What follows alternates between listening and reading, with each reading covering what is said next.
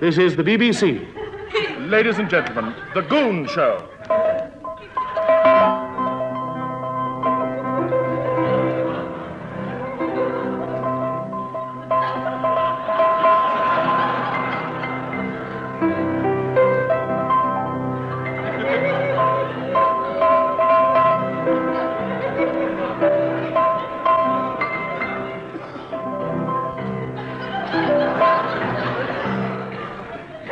Gad, did that music do something to you, Wallace? No, but I'd like to do something to that music. What?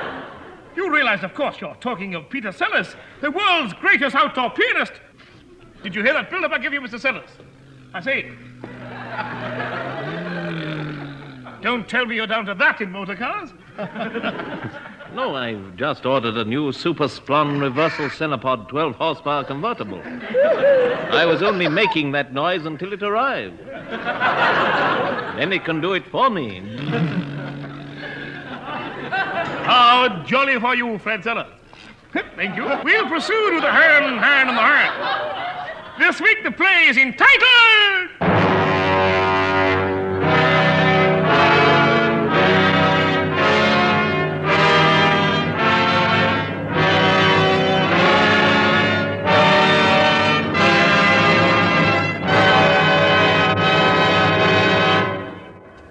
Forgot what it was now. Allow me, you silly little nit. We present the Flea. Ha ha ha, the Flea. Ha ha ha ha ha ha ha ha ha, the Flea.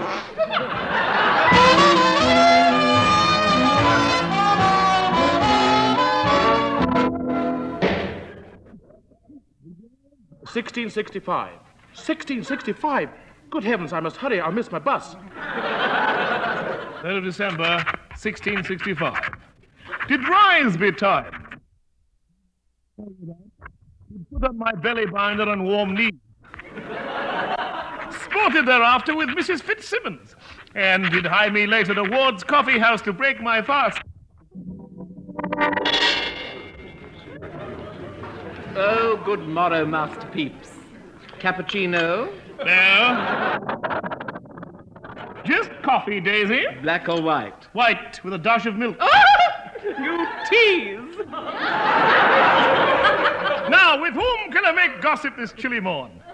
I see nobody, though, and nobody sees me. What a coincidence, egad. He spawned, to be sure. Hern. Hi-diddle-dee, needle on the loose, spin, span, splon, ying, tong, and I-paw. Remember, you've got to go, ow!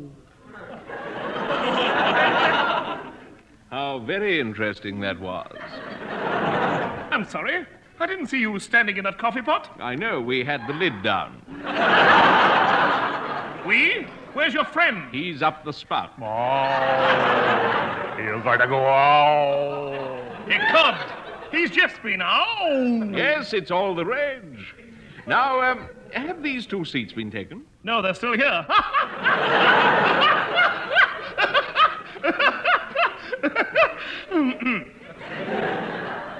A Charlie.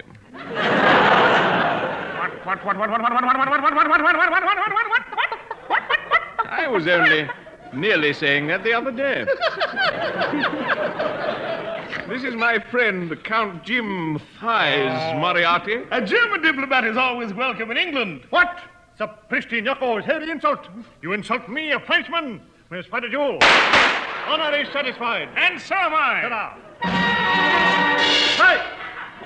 Sir, you will excuse this steaming Gaul. He is given to short temper, as he has no lodgings for the night. Oh, I can't see a French count sleeping in the street. Of course not. I've got up now. He's just been out again. I should like to accommodate you for the night, but We accept. I second that. Moriarty, go and pack the jam. I'm going to go up. did return home with the 2 gentlemen. Did not sport with Mrs. Fitzsimmons, owing to the cold weather and the presence of the French count and his manager, who occupied my second best bed. You heard that nice gentleman, Moriarty. Put on your second-best pajamas. Oh. There he goes again. He never thinks of anything else these days. By the way, Moriarty, did you notice the brass nameplate on our host store? Yes, I've got it here. You clever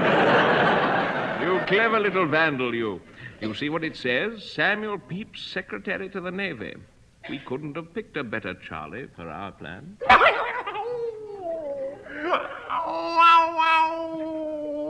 Stop listing, Nuggies. If it works, we'll get rich beyond the dreams of all women. Now, where's Francois the Flea? Francois the Flea is inside my sock. He likes to travel on foot. Now, Moriarty, are you sure this Flea is reliable? Reliable? Mon ripples. This Flea has bitten all the crowned heads of Europe, and sometimes lower than that. You mean that this Flea has royal blood? Oui, oui. In that case, he might be fussy. We shall have to blindfold him. He must never know who he's biting. Let's have a look at him. I'll just unchain him. Voila! Let's see him jump. Francois, hop! Steady, steady. Save your energy, boy. Save it. Steady, steady. Whoa. I see he favors the Western roll. Now, action, Moriarty. Chain him to your nightshirt. Right.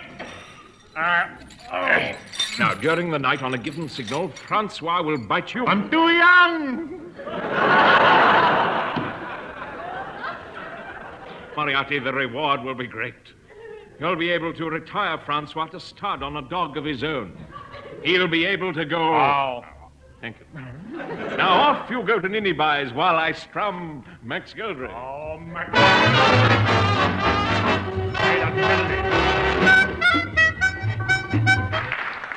Thank you. And now... My pectoral! What ails?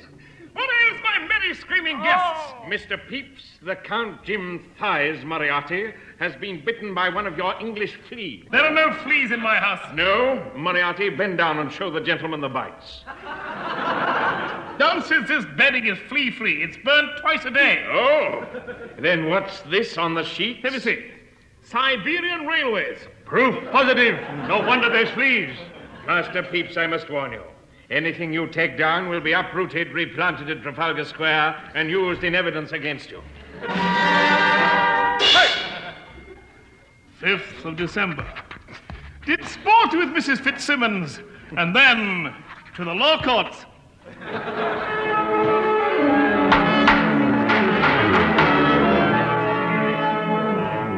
Silence! Silence in court! Silence! The court will now rise for the Lord Chief Justice, Jim Spriggs.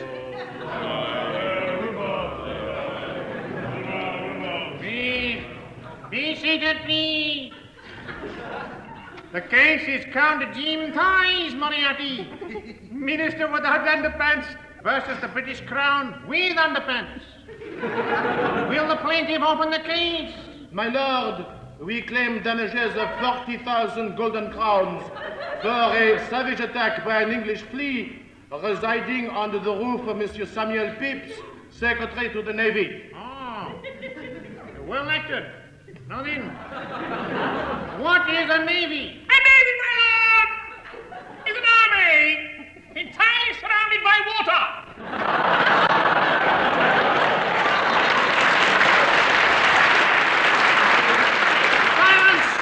Silence, please, or I'll have the court cleared. Thank you very much. Now then, what makes you think the British Crown should pay for this flea bite? It was a British flea, my lord. My lord, I object. I move that the flea's nationality be proven before this case proceeds. Agreed. Call the flea. The flea! The flea! The flea!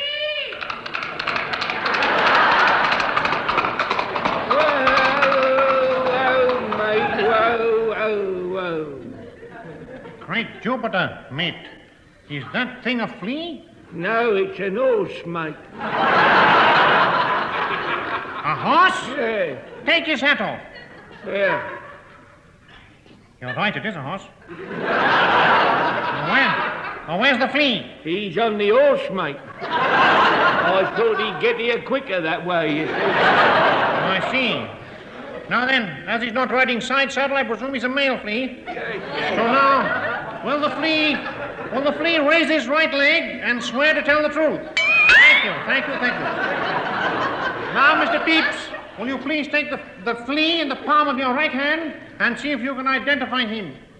My lord, I can honestly say I have never seen this Flea before in my life.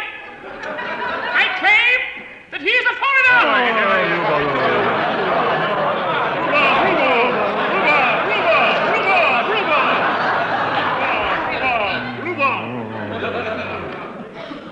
Great Pipe, suppose they discover Francois is French. Impossible. I destroyed his passport, I tell you.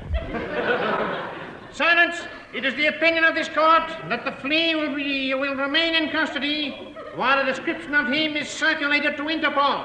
Dear listeners, I spring forward at this moment to mention to those of you who have not been in Jug on the continent that Interpol is an international organization of policemen. I do hope you find these little snippets of information helpful. If they are, then my job has been well worthwhile. And now, the Flea Part 2, in which Moriarty and Grippipe hie them to a flea circus with a plan.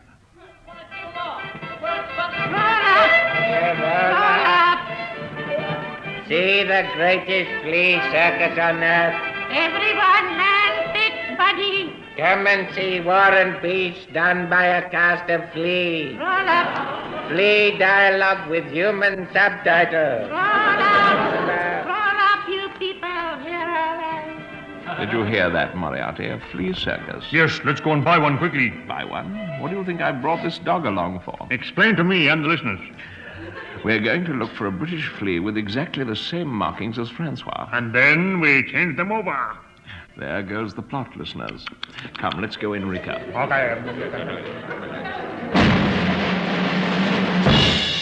Ladies and gentlemen, the hero of tonight's performance of War and Peace is the Wonder Flea, star of knee, thigh, and chest, who has just returned from a highly successful tour of Mrs. Fitzsimmons.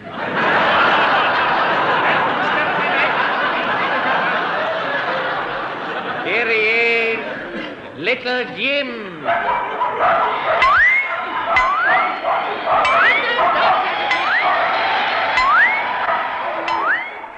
Moriarty, hand me those lorgnettes. What luck! Little Jim is the living image of Francois, even to the scar on his chin. What now? After the performance, we take this shaggy dog backstage. No flea could resist a ride on a dog like this. You're right. Excuse me, please. Excuse me just a moment. Excuse me, please. Ladies and gentlemen, at this stage, the BBC are concerned about the possibility of this show causing listeners some irritation. I should like to state, therefore, that there are no real fleas taking part in this program. The parts of all the fleas are taken by small grasshoppers painted black. Have you done? Yes. Thank you. December the 6th. Did sport with Mrs. Fitzsimmons. Oh. And being suspicious of Grippipe Thin, I did place 2 stalwart guards outside the accused flea's cell in Newgate Prison.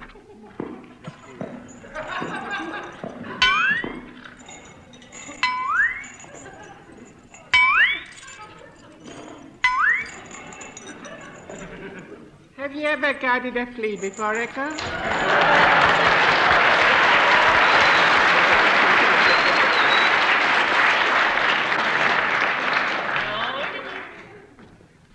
No.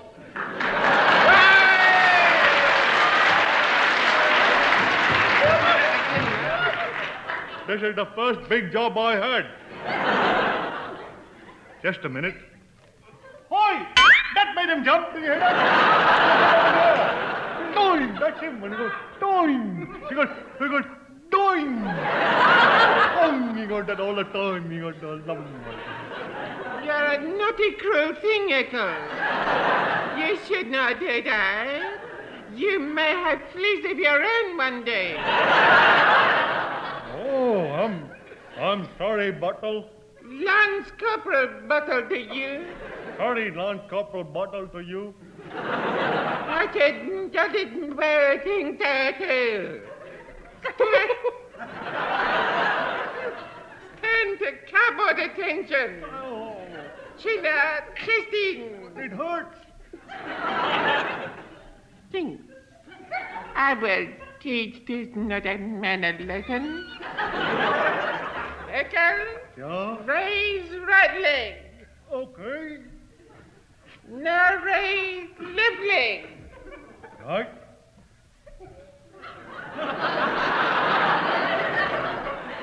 Ah. How is it that you got 3 legs, Ekel? And the fourth one fell off.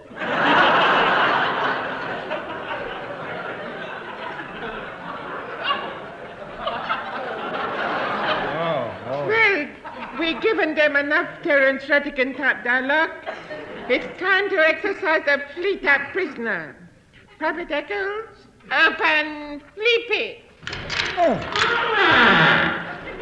Here, do you think it's safe to take his leg shackles off? Do not worry, Eccles. I will keep him covered with this flea powder. Okay, well, I'll run the flea around the yard on his lead. Oh, steady. Whoa, stop pulling. Whoa, steady now. Whoa. Oi, Eccles, don't let him come near me. I don't want to be bited. I'm an East Finchley type boy, and there are no fleas in East Finchley. Flealess Finchley, they call it. I don't know this game. I'm only cheek too. Listeners, we should like to reassure you once again that at no stage in this drama do genuine fleas take part. To allow you to relax, here is Ray Ellington and his DDT Quartet. He's coming.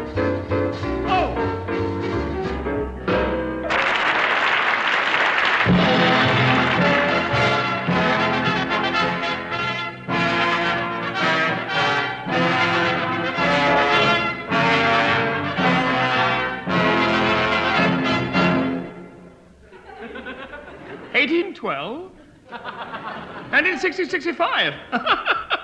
So much for humor. Well, now. December the Splom did sport with Mrs. Fitzsimmons. Suddenly, Captain Mr. Peter. Hello, Mrs. Fitzsimmons. Captain, 2 men crept up on us from behind and overpowered us with a quarter of Pontefract cakes. they nearly had you on the run. Yeah! Then, thinking that I had made us unconscious with the deaded Pontefracts, they switched fleas and made off with our one. Hello, Mrs. Fitzsimmons. So, Moriarty's Flea was a foreigner. We must stop it leaving the country or the Crown will lose the case. To the military! To the military! Goodbye, Mrs. Fitzsimmons.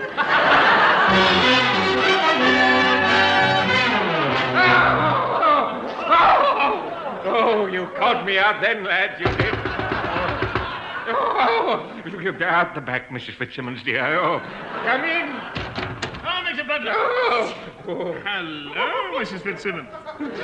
Any signs of these men with the fugitive flea? No. It's not good enough, Major. What? Are your men reliable? My men reliable? My Captain Carruthers, tell him. They are men, sir. You see, I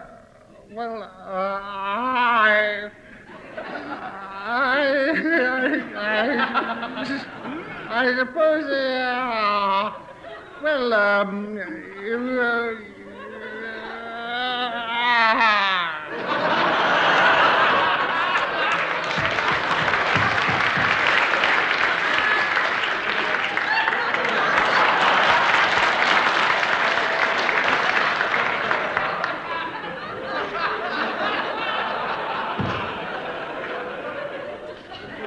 Well, Seagoon, does that answer your question?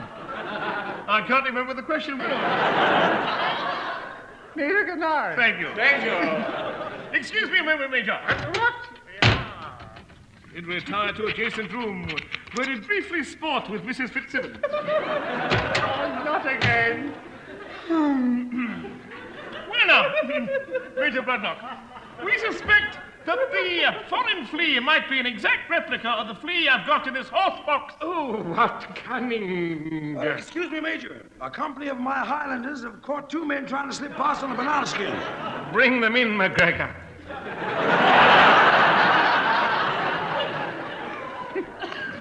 How did he get in a Scottish regiment? He lied about his age. Come on, you two. Come on. Get it here. Stop pushing us, don't you? Come on. Oh, steaming. Get up. Take your filthy hand off my filthy neck. That's him. I recognize him by his... Oh. Now, where's that French flea? Outside on a sheepdog. 40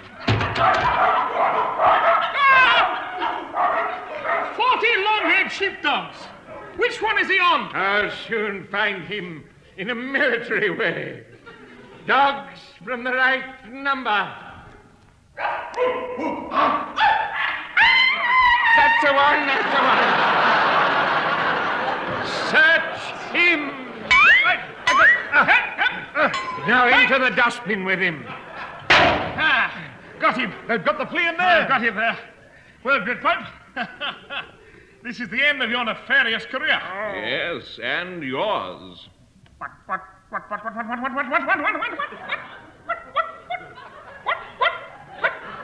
What do you mean?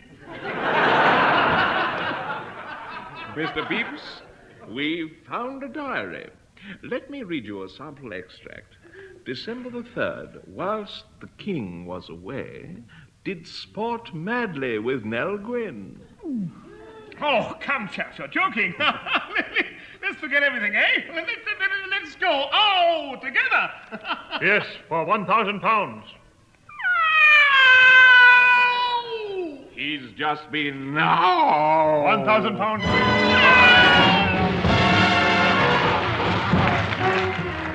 That was The Goon Show, a BBC recorded program featuring Peter Sellers, Harry Seacombe and Spike Milligan, with the Reddington Quartet, Max Geldray and the orchestra conducted by Wally Stott. Script by Spike Milligan and Larry Stevens. Announcer Wallace Greenslade. The program produced by Pat Dixon.